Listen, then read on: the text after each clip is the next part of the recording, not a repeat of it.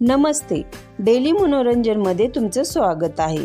टिपक्याची रांगोळी आणि लग्नानंतर होईलच प्रेम या मालिकेतील काव्या म्हणजेच सुप्रसिद्ध अभिनेत्री ज्ञानदा रामतीर्थकर हिच्या नवऱ्याला आज आपण पाहणार आहोत.